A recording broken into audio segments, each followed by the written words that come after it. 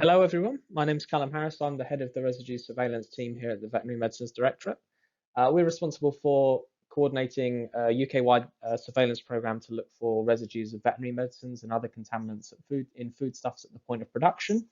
And today I'm just going to take you on a whistle-stop tour of the program itself, some of the legislative requirements that we work to currently, some of the day-to-day operational aspects of the program, and then touch on the results that we see and how we report them, etc. And so just to start with a few of the program objectives, quite simple really. We're just looking to detect the use of authorized, unauthorized or illegal substances in animal products. We're looking to verify that any residues seen in these foodstuffs are below the MRL or maximum residue limit.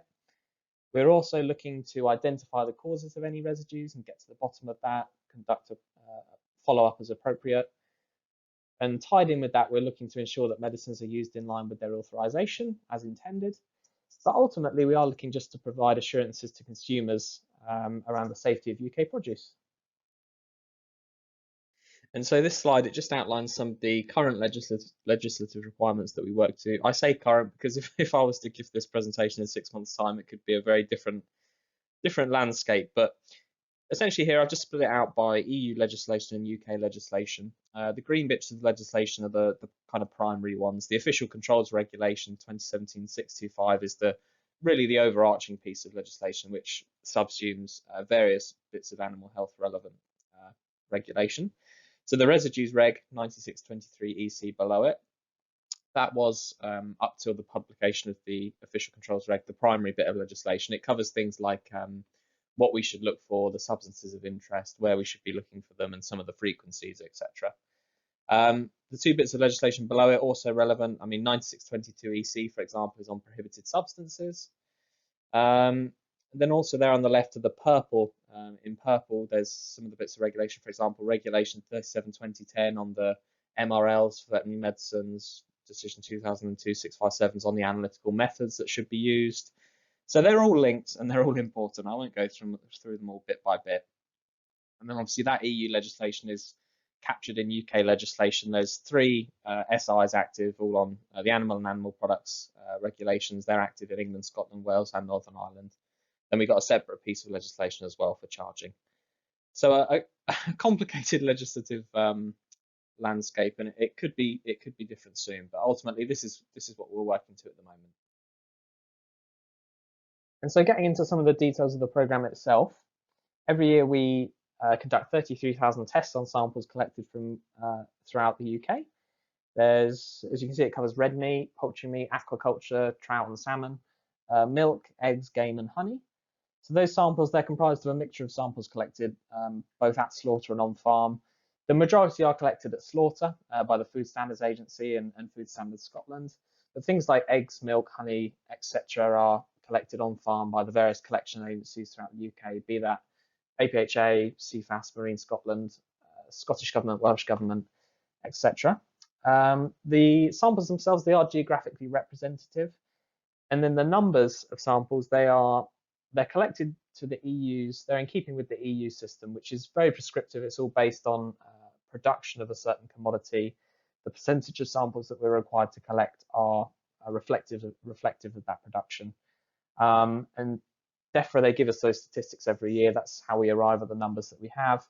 In future, I mean, there's potential that we may diverge from this program, but I think that any changes will be stepwise. Just because we know that the program as is comprehensive, it provides assurances to domestic consumers and trade partners, etc. I can't see any changes happening quickly just because the program is comprehensive as is. And then finally, in terms of the sample types which are taken, so the sample types that we're taking, be it urine, serum, kidney, liver, etc., we're looking to collect the sample type which provides the most assurance or is the most sensitive for the substance that you're looking for. So say you were looking to detect an antibiotic residue, you'd collect a kidney sample. We're just looking to collect the most sensitive matrix for the compound which is being tested for. So whilst the program itself is largely speaking similar year on year, there are some annual considerations which are factored in. We hold an annual planning meeting with other government departments and some external experts every September where We'll consider things like results from the previous year, any new MRLs which have been set by CVMPS or Codex. We'll consider things like new marketing authorizations, whether there's any new compounds there which we should be concerned about. We'll also look at imported veterinary medicines and potential issues associated with that. And likewise, we'll also just have a look at any intelligence which we've received on the use of, say, illegal products or banned substances. We'll factor all of those things in, and it will influence the amount of analysis that we do in any given year. And so this is just a summary of our collection agencies who are out there collecting samples for us. Obviously, the program is conducted both on farm and at slaughter, with APHA being responsible for the on-farm sampling, as well as Marine Scotland or National Bee Unit, who are out there collecting the honey samples.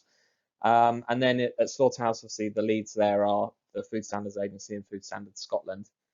And the only other thing to say really on this is that there's also a component of the sampling is conducted in Northern Ireland, and it's DERA who organised that aspect of the programme. So they're not represented here, but it's also an important part of the programme. And so what will happen in practice is those collection agencies, they'll go out on farm or at slaughter and collect the samples as requested. They'll use this form here. It's called the RIM form. One of these is placed in the same box as every sample. It includes things like information on the animal being sampled and where it's come from. Each of those, each sample is sealed in a tamper-proof bag to ensure the integrity of the sample. That's very important. And then an adhesive label which shows the unique sampling number is also fixed to the outside of that bag. So it's all very secure. And so once those samples are collected, they go to the laboratories. It's FERA in GB and AFBI in Northern Ireland. They're the designated national reference laboratories for residues testing in the UK. They'll conduct that testing in accordance with ISO 17025. They use the validated methods as per the relevant commission decision that I touched on a couple of slides ago. As part of their NRL status, they'll participate in routine proficiency testing, or PT. They have been historically and will continue to be subject to audits from the European Commission or representative organisations. And typically, VMD will also audit the laboratories just to check compliance with the legislation, etc. And so getting into what those substances are actually tested for once they get over to the lab. The substances themselves, they're listed in 9623 EC. You can see here they're split into two groups. It's Group A's, which includes the banned substances, and Group B's is kind of everything else. It's the authorised substances and other substances. So those can be found in Annex 2 of 9623 EC. And then Annex 1 of 9623 EC is also quite useful. It outlines there the Group A's in a bit more detail. It includes things like steroids, beta agonists, and then the Group B's include veterinary drugs. It's got the various classes of compounds there, as well as the other substances and environmental contaminants of interest. But all in all, it translates to us, the laboratories look for around 300 substances in total, which are looked for across the different sample types. And so once the laboratories have done their testing, FERA, they'll send the results over to us in a timely fashion. We'll download those on a daily basis into our in-house system here. Then really what will happen if there's a non-compliant or a positive, so we'll receive that report, and in conjunction, the Food Standards Agency's Food Incidents Branch will receive the same notification, and so that follow-up action, etc., can be taken accordingly. And so in those instances where we do find a residue of an authorised substance above the MRL, or we find a prohibited substance, there are some powers that we have there under the legislation. We could stop animals being moved or slaughtered, be that on farm or at slaughterhouse. Subsequently, if it's a prohibited substance which is involved, then the animals could be slaughtered, or there could be prosecutions made. And likewise, if it's a case of, say, repeated negligence, or it's a serious prohibited substance, etc., then cases could be referred on to Defra's Investigation Service or perhaps the Rural Payments Agency if any penalties are required to be administered. And so when a non-compliant or positive sample is found, the APHA will serve that result to the producer. They'll conduct an investigation on farm, generally face-to-face, to identify what the issue was and how it's arisen. That producer, they may be subject to further sampling, termed suspect sampling, which will kind of monitor the issue in future, but it's all very much dependent on the nature of the finding. And likewise, if the investigation itself involves a non-compliance for a specified feed additive, then the VMD's inspections and investigations team may get involved and would undertake an investigation or perhaps visit any implicated feed mills. And just getting into the results of the investigation. So we publish those annually. That's done every March. We do update that on a quarterly basis throughout the year as well. Generally speaking, in terms of the non-compliances that we do see, we do see very little incidences of misuse of veterinary medicines. The majority of non-compliance that we see are for naturally occurring substances, say things like alpha-boldenone or other hormones, which can occur naturally at low levels due to various conditions. But they, by and large, do make up the bulk of the non-compliance that we see, as opposed to misuse of veterinary medicines.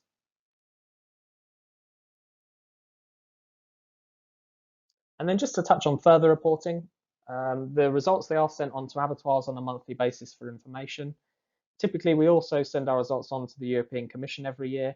Largely, that's for trade purposes, to provide those assurances around imports of UK foods, etc. And historically, those results, they were also included in the European Food Safety Authority Residues report. I suspect that won't be the case in future, as we won't be a member state, but it's still going to be important that we continue to provide those results to the Commission. And so just to finish on some take-home messages, really, if there's anything to take away, it's that we do have a comprehensive residues programme in place in the UK. Last year, in 2019, we collected just under 37,000 samples, and of those, there were 93 samples which were non-compliant. So when you look at that compliance rate across the piece, that's a compliance rate of 99.95% across the sample types, which is great news, really. It does provide some strong assurances about the safety of UK produce, and so that's both to domestic consumers as well as international trading partners.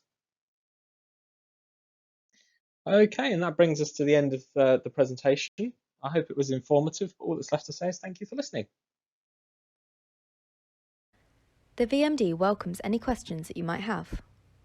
To ask your questions, please go to www.slido.com and use the event code 96607. Slido will be open for your questions until Friday the 20th of November. Responses will be published to your questions by Friday the 27th of November. If this presentation hasn't met your accessibility needs, please email director.support@vmd.gov.uk. Thank you.